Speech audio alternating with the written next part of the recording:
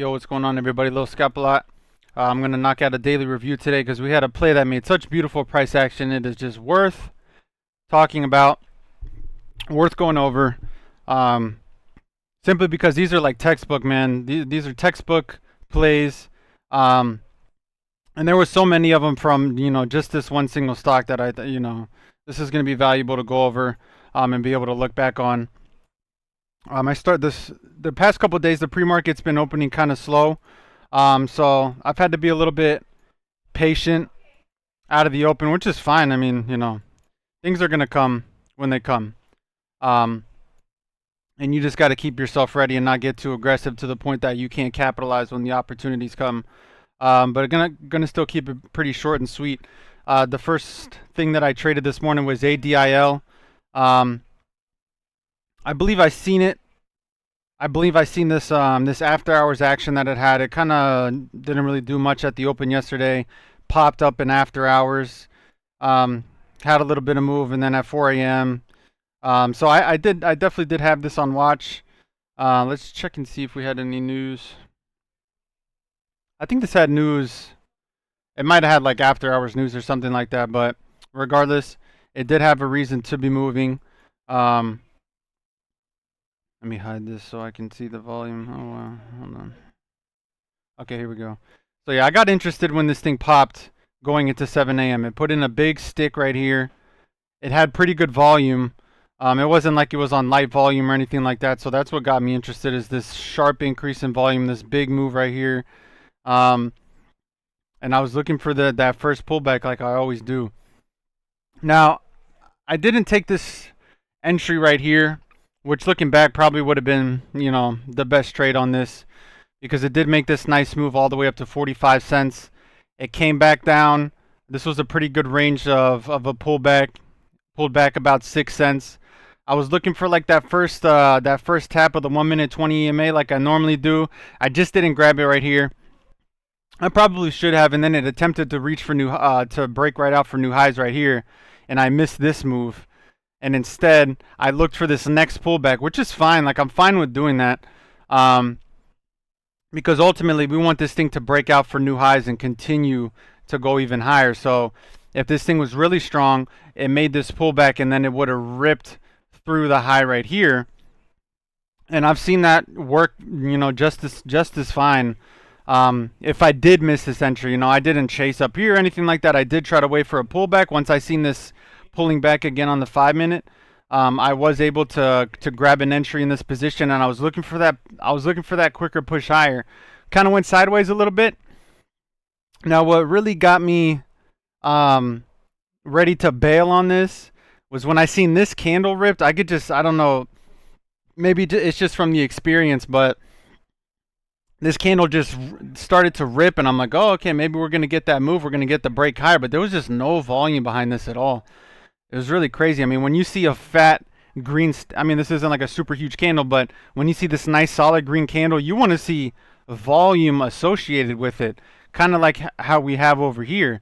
This was pushing for new highs, and the volume was increasing. This is a trap.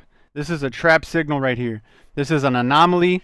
You have something that's pushing, especially on the 5 minute here. This candle's pushing for new highs, but the volume is stale. And as soon as I seen that and it started to pull back here, I cut out of that one. I've seen that before, and it just kind of made me more hesitant. And I'm like, yeah, maybe this isn't gonna work out. But I did take another trade on it because I zoomed out a little bit and I noticed this that it was setting up over this pre-market pivot right here, and I was perfectly fine with taking another stab, risking off of that pre-market pivot, because I've also seen that a million times. I mean, just because it didn't break out yet just means that maybe it's taking more time, and it's going to consolidate a little longer, try to test this pre-market pivot, and then we could start getting that move. And I did take that entry. Once we started pulling back close to that pivot, I added more, but it instantly just broke right through, and I just stopped right out immediately. And I was fine on that. These were smaller losses. I definitely didn't let me get emotionally charged or anything like that, because all while I was trying to trade this, I noticed CYN that was getting the volume, and I was a little distracted. I wasn't distracted, but I like focusing on the thing that I'm trading. There's always going to be things that are moving, and I try not to get too distracted and jump around too much. But I should have looked a little bit closer at this one, because when two things are moving at the same time, rarely are you going to have two plays that are going to make big moves at once. Most of the time, one of them's going to catch the attention, one of them's going to catch the volume, and that's the one that's going to end up continuing higher. And in this case, even though ADIL had the setup, the volume dried up here. And I did notice it here, but I'm not surprised that that CYN was the more quality play. And this one had it dropped a very great news headline, something about partnering with NVIDIA, and people love that kind of news headline. But I don't know. I kind of just seen it moving on the watch list, and that's something that I need to improve on, is being able to really try to gauge where the volume is. That's always the big question: is where is the volume? That's where these patterns are going to work, and that's why this bull flag pattern that I trade worked so well on CYN, is because this one had the volume, it had a great news headline, and people were interested in this. ADIL, it set it up, it just didn't have any volume. Nobody stepped up to buy this, and if people don't step up, then these patterns are going to fail, and that's perfectly fine.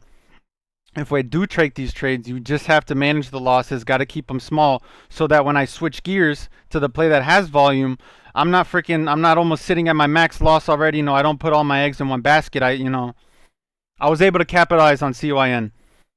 Now, I was a little late to it because I was trading the other one. When I did pull CYN up, and I kind of gave it a better look, it almost looked like this. It already tapped the 1 minute 20, and I missed my entry on it, and I didn't want to chase it. It didn't really give another dip. It did put in that 5 minute candle. So once we have that pullback candle, in this case, it bounced off the VWAP because it was closer to the VWAP. Obviously, I most of the time want to see it bounce off the 5 minute ADMA right here. But in this instance, you have the 1 minute 20 and you have the VWAP very close to each other. You can use that as confluence, as increased confidence that if this thing is gonna get bought up, that it's gonna get bought up in this area. And this is a beautiful flag pattern, man. This is bread and butter right here. Unfortunately, I missed it, but older me, probably last month ago me, would have gotten super frustrated and felt like I missed it. But I stayed calm, I kept my composure, and I was just like, you know what, I missed this one, but I'm gonna be ready for the next setup. And that's exactly what happened. I let this thing do what it was gonna do. Let me clear this so we can see the volume a little better. Okay. I just started mapping out my next trade on it. Once we ended up breaking up, it set up a nice 1 minute flag here. It started to rip again, and once it started pulling back right here, I was looking and trying to gauge on where I think we're gonna pull back. I marked out that previous high of the last flag, this wick right here and this wick right here. This was a good pivot level that if it was gonna this was previous resistance, so if it breaks above it like it did here and it pulls back to that level, we expect this to be support now, because previous resistance typically turns into support, and that's exactly what happened here. Now, I do like to get that first 1 minute 20 tap like here. However, I was trying to get it here, but I had to keep in mind that this is the second 5 minute pullback. So this is that first 5 minute pullback, that very first pullback. Most times it's going to get bought up pretty quickly, and that's going to be the strongest, highest probability play. But now we're pulling back a second time. So here's the first 5 minute flag. Now we're on the second 5 minute flag, which is great to play. I love the first, I love the second. But I just have to understand that these are going to pull back a little bit differently, and this one might pull back a bit deeper than I'm expecting, as to think I'm going to get a pullback entry here. And it did try to push, but it ultimately dipped lower, and I waited. I didn't get any ads here. I waited, especially because I was coming into 8 a.m. and I wanted to see what it was going to do at 8 a.m. because most times, that thing's going to try to fake some people out once the volume came in, and that's exactly what it tried to do. It continued lower, and as soon as I seen this pivot, I think I took a starter. I took a starter right here. It tried to move right here. I didn't take any off, but once it was testing this pre-market pivot, and I got so confident, and I started adding more on this. Once this 5-minute candle right here, this is my trigger. So once I was watching this one really closely, once this one was about to close and this next one opened up and it started to push green, that's when I was getting confident, because I added a little bit more here. The difference would have been if this candle opened and started to break down below the low of this candle, I probably would have stopped out. And I had my finger on the trigger. I was ready to stop out of that trade if it didn't go my way. But instead, this candle started to push green, and I was like, okay, here we go. And you can see that the buyer started to step up right here. I wasn't looking for too much on it. I was kind of looking for like this previous resistance to break at 1130. I had about 1070s average on this, so I mean that was still a good 60-cent move right here. You see we even pushed a little bit higher to 1170. So this was a great second 5-minute pullback, and I was able to nail that one as well. Then we got another one, and man, normally I really like the first and the second, but this third one looked so nice that I'm like, I'm gonna play ball, man.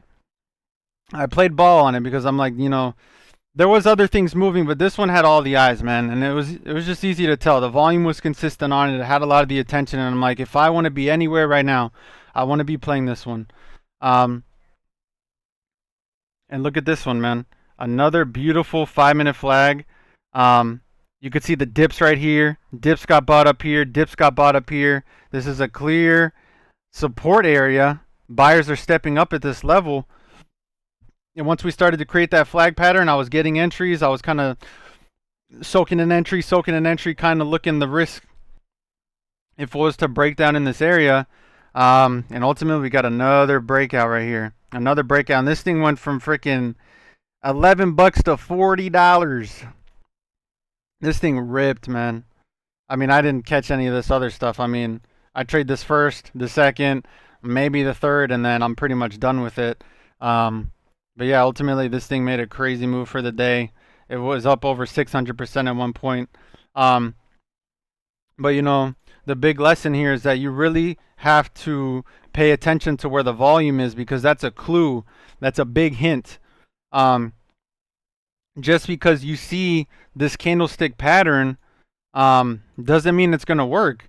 It's I'm still going to take these trades because we did see volume come in here, and we've seen a little bit right here. This isn't terrible volume, but once this thing kind of starts to go sideways and the volume isn't coming back in, that's a hint that it's maybe either going somewhere else, or people just aren't watching this, or people aren't interested.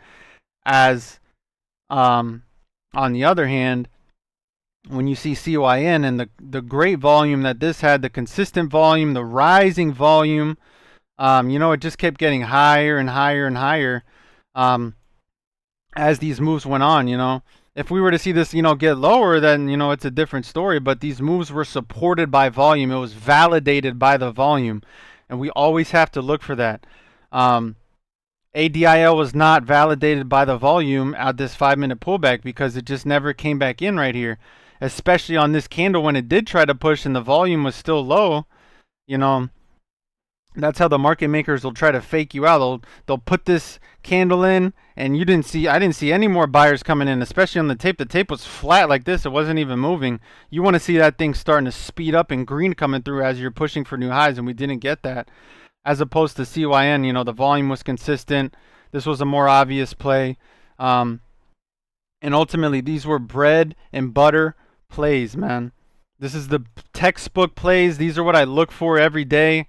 And the more that I trade these and the more I show up, the more I put the time in and do these reviews and study, the better I am able to be prepared to capitalize on these, and to know when they work, to know when they don't, and to just be present in the moment, take the risk, take the opportunities, and ultimately, this is going to be the foundation of my trading journey and my strategy. So really just wanted to cover that play today.